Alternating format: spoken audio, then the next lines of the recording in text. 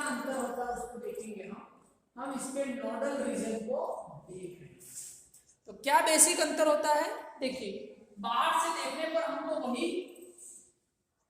एकांतर क्रम से खांचे और उभार हमको दिखाई देंगे।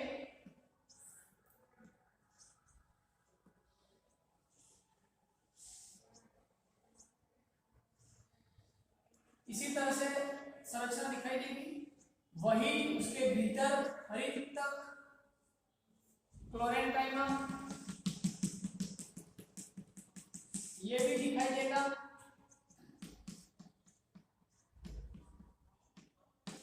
अब यहाँ क्या अंतर देखिए, इसमें केंद्रीय मज्जा जैसे उसमें खोखली पाई जाती थी, इसमें ऐसा नहीं है। इसमें पीठ के चारों ओर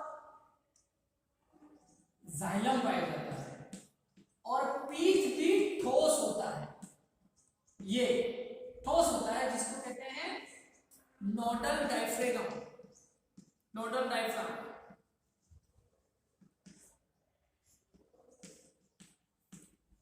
इसको नोडल डायफ्राम जिसको हिंदी में नाम दिया गया है पर्वसंधि मध्य पट्ट। तो पीठ जो है ये वाली, ये खोखली ना होकर ठोस होती है, जिसको नाम दिया गया है पर्वसंधि पट्ट नोडल डायफ्राम। उसके चारों ओर ये जो पाया जाता है दैट इज जाइलम। जाइलम के चारों ओर पाया जाता है फ्लोएम। ठीक है, और यहां पर कुछ, क्योंकि ये पर्व संधि है तो यहां से कुछ शाखाएं भी निकलेंगी, तो लीफ ट्रेस और लीफ गैप या ब्रांच ट्रेस जैसी संरचनाएं भी हमको दिखाई देंगी, क्योंकि पर्व संधि पर हमको पता है कि पत्तियां भी पाई जाती है, लीफ ट्रेस यहाँ पर दिखाई देगी, है ना। और यहाँ पर ये चारों ओर इसके वेस्कुलर स्ट्रैंड दिखाई देंगे।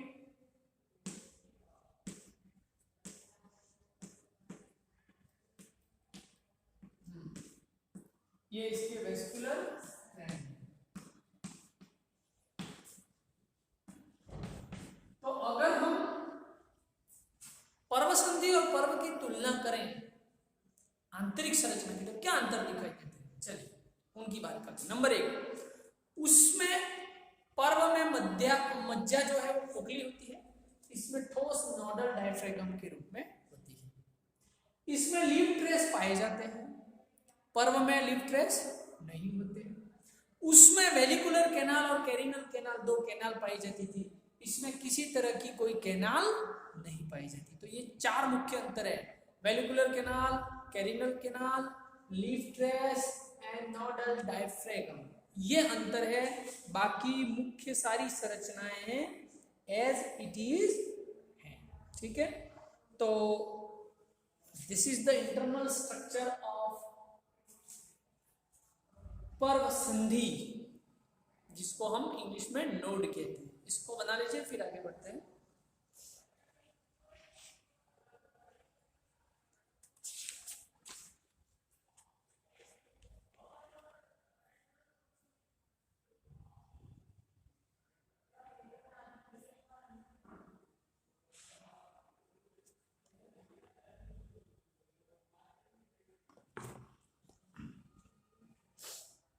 चलिए,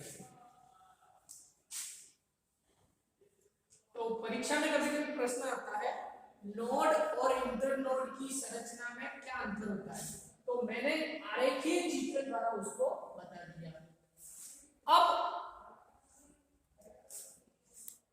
यहां पर एक खास बात, इक्विसिटम का जो तना है उसमें कुछ जलोद्भिद लक्षण भी हैं और मरुद्भिद लक्षण भी है, तो हम दोनों की चर्चा करते हैं। तो पहले हम बात करते हैं हाइड्रोफिटिक कैरेक्टर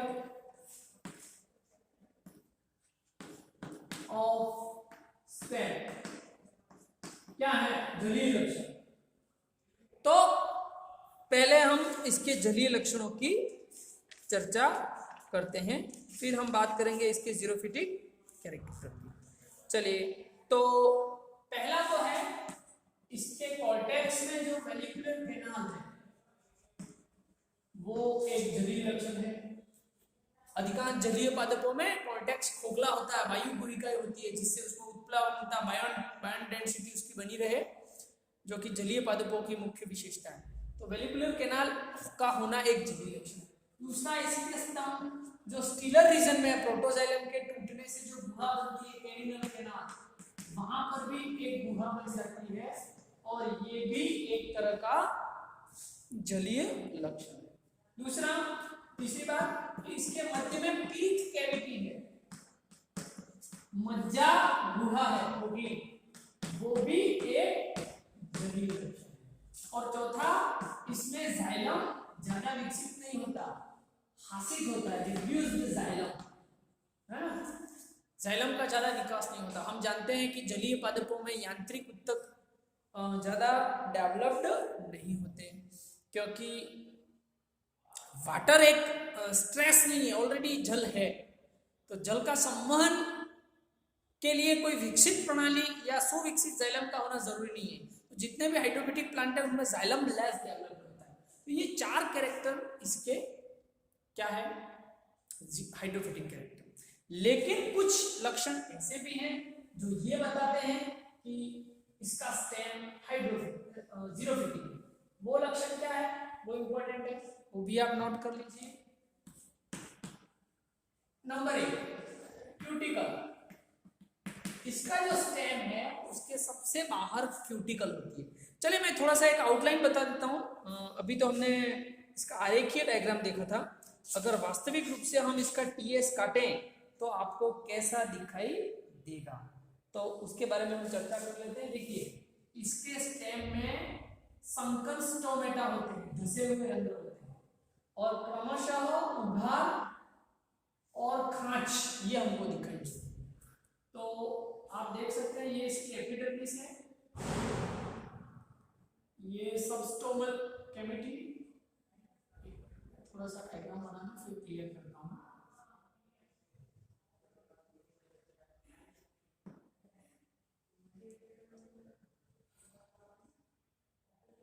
देखिए, ये तो हमें इसकी एपिडर्मिस,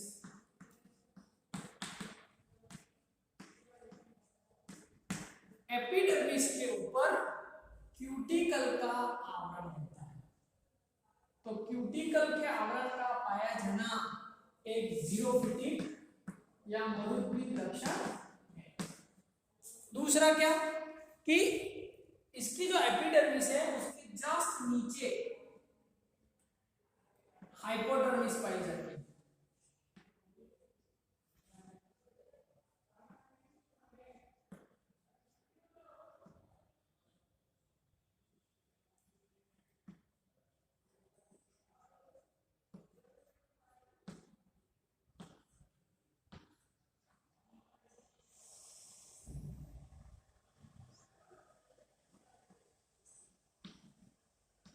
इस तरह से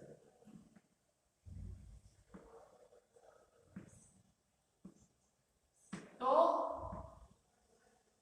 ऐसी सुविकसित हाइपोडर्मिस का पाया जाना ये भी इसका एक जीरोफिटिक कैरेक्टर है। और इसके नीचे क्या होता है, पेलिसेड टिश्यू, जिसमें क्या होता है, क्लोरेनकाइम होता है।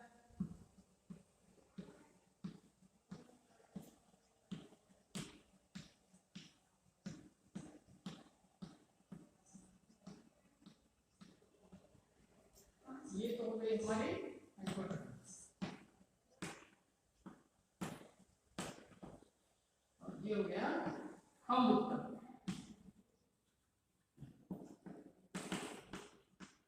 इसको हिंदी में कहते हैं खम्भ उत्तक, जिसमें क्लोरेनकाइमा पाया जाता है।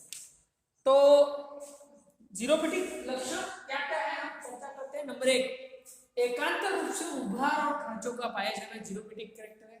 नंबर 2, क्यूटिकल पाया जाना।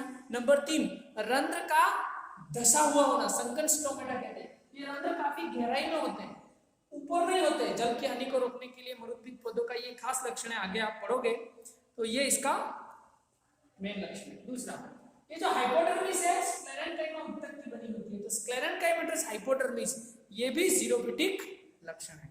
चौथा देखिए, क्लोरेनकाइमा इसके स्टेम में पाया जाता है, जबकि क्लोरेनकाइमा या क्लोरोफिल टिश्यू लीफ में पाया जाता है। So the occurrence of chlorenchymas tissue in the region of cortex is hydroxerophytic character.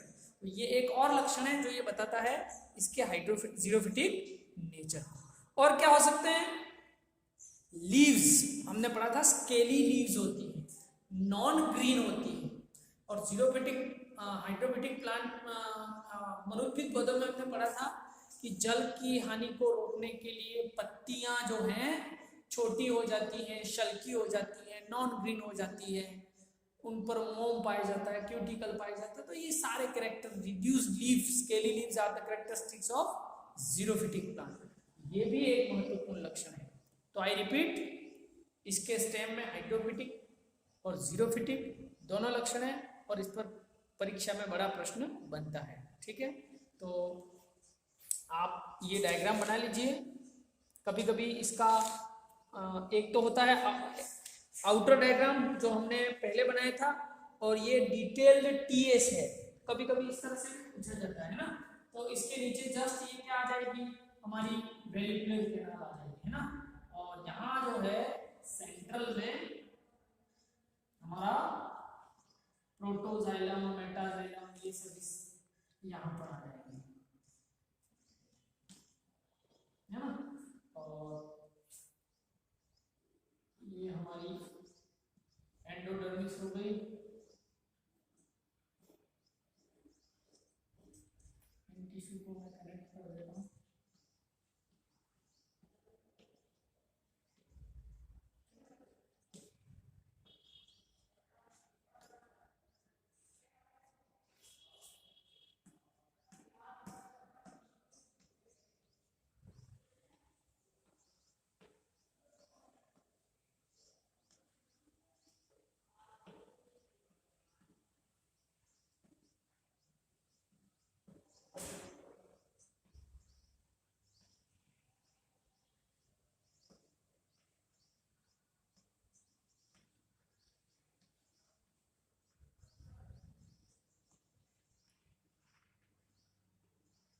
ठीक है, ये पोजीशन हो गई किसकी,